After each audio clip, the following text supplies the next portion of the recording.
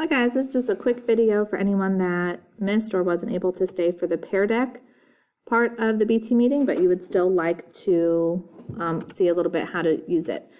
So first I just start with a blank Google slide and go to add-ons.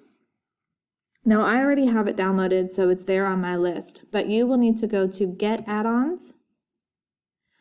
And then for me, it shows up right here. There is an extension called the Peardeck Power Up that you might want to look at. That's, I think, more for images and GIFs and stuff like that. But you want to click that and install that. So you'll go to Add-ons, open Peardeck add-on. And then this toolbar will show up on the right-hand side.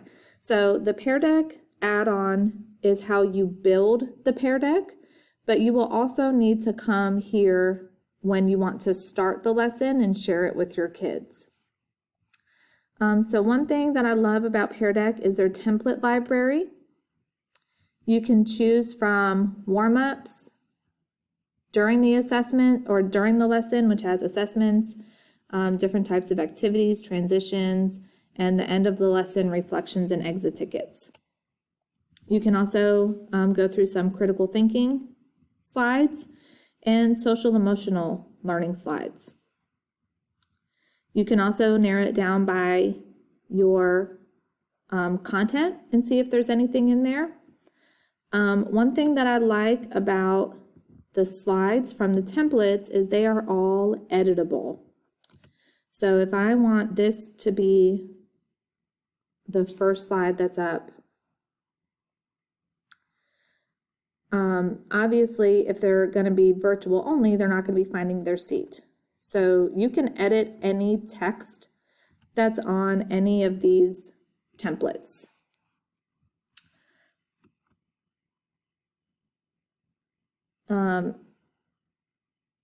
There's also a lot of different types of questions you can ask them. This one is asking them to draw.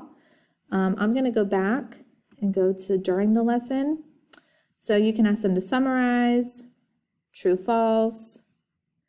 One thing that is new with our upgrade is the draggable slides. But they have instructions, multiple choice. How are you feeling? So, and like I said, if you don't like what the question is asking, or what the choices are on any of these templates, you can click them and edit all of them. What I do sometimes is if I want to add my own question, which is the correct answer. You can always come back to the main slide. And these are the types of questions that you can ask on the slides that you create. So if I wanted this to be multiple choice, I'm just going to click choice. And then you just say what you want each option to be.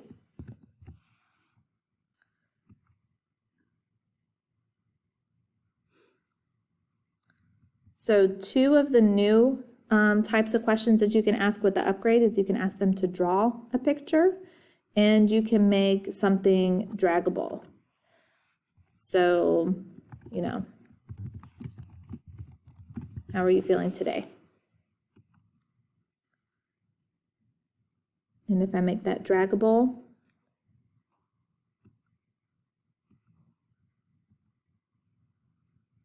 you can select what you want the dots on their screen to look like.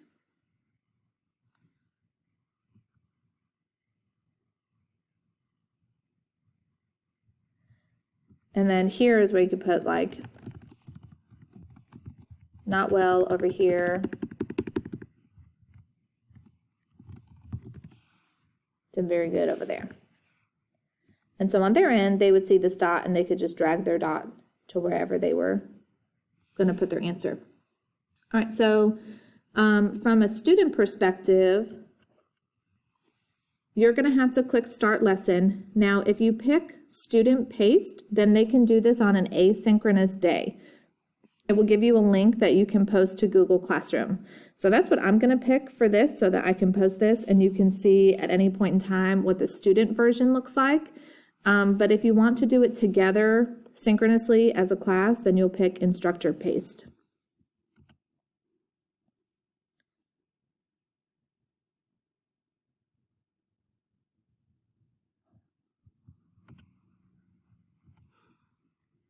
All right, oh, and I missed it. So here's where you can copy the link and here's where you can share to Google Classroom. And so I'm actually going to share this right now. Create material. Sample student Peardeck.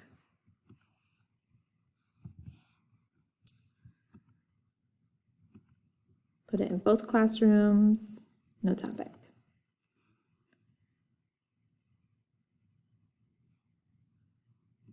All right, you can also copy the link and put it in the Zoom chat box. So no one has signed into this yet, but typically what you would be able to see on your end, you would see all of the responses populating here. So that is giving you real-time feedback on the questions that you ask. So I love doing these as warm-ups or at the end of the lesson to see how much of the lesson they were actually able to comprehend. I do not share my screen when we're doing this live as a class because it's too much for the kids to try to look at my screen and their screen. And on my screen, I want to see what all the responses are. So I might share my screen once I have a lot of responses populated so that the kids can see kind of where they were at in terms of their answer. But for the most part, if I'm doing a Peardeck, I am not sharing my screen on Zoom or on Google Meet. All right, so I hope that that was helpful. Please feel free to reach out if you want any other advice or help.